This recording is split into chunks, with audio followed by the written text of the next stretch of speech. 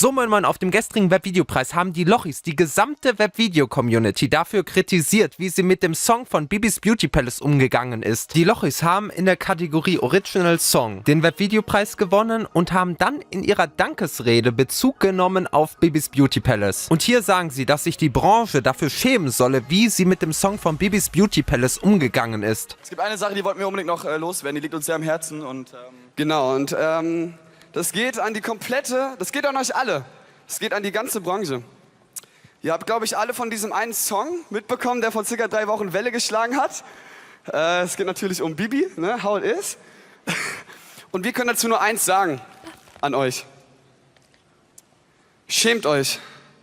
Schämt euch dafür, dass ihr dieses Mädchen und diesen Song und diese Arbeit so fertig gemacht habt und euch so darauf geschützt habt, so auf dieser Hasswelle, diesem Hate mitgeritten seid. Klar über Geschmack und über diesen Song lässt sich streiten. Ich glaube, nicht jeder hat ihm so gefallen, aber sich deswegen so auf etwas draufzustürzen und selbst wenn es am Boden liegt, noch nachzutreten, nur um in irgendwelche Trends zu kommen, ist einfach nur respektlos, unverschämt und traurig. Also mal ganz ehrlich.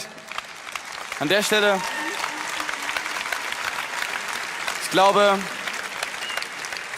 im Endeffekt hat das ihr weniger geschadet als uns alle. Also uns alle hat das im Endeffekt viel mehr geschadet und ich glaube, gerade wenn man in der Öffentlichkeit steht, ist Toleranz und Respekt das Allerwichtigste.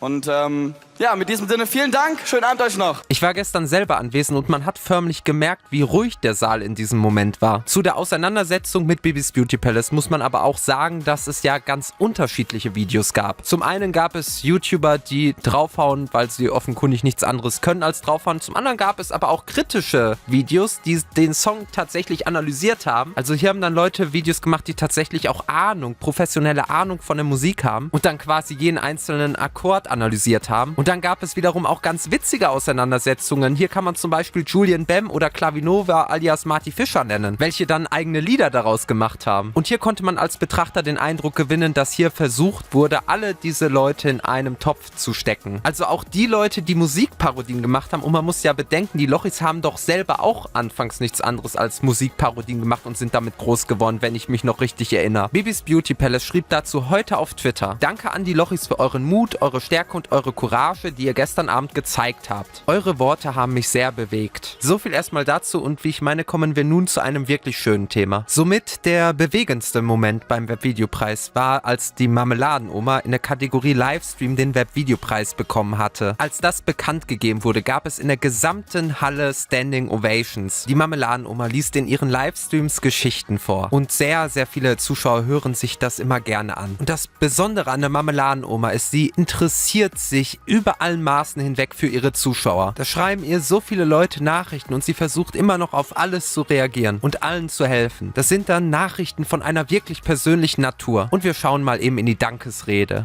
Also ich muss immer wieder sagen, er hatte die Idee und er hat auch die meiste Arbeit, aber wir haben gemeinsam die Idee, dass wir wieder etwas mehr zueinander in die Welt bringen wollen, ein bisschen Farbe und Poesie und ich habe auch wahnsinnig viel Fanpost und sehr interessante Post.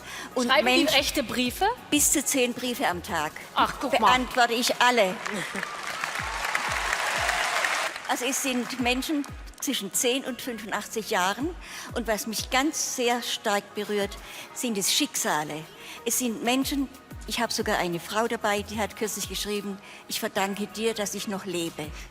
Sie wollte sich umbringen. Ich habe ihr jede Woche einen Brief geschrieben. Sie hat zurückgeschrieben und sie lebt wieder gerne. Ich glaube, man kann für alle sprechen und sagen, dass diese ganz, ganz liebe Omi einen Preis verdient hat. Und was auch interessant war, nach der Preisverleihung ist sie auch noch eine ganze Weile da geblieben und hat sich auch für alles interessiert. Also ich bin dort einer ganz netten, ganz lieben Person begegnet. Und ich bedanke mich für jegliche Form der Aufmerksamkeit. Ich wünsche euch noch einen wunderbaren Morgen, Mittag oder Abend. Bewertet ruhig das Video und bis zum nächsten Mal. Gehabt euch wohl, euer Herr Newstime.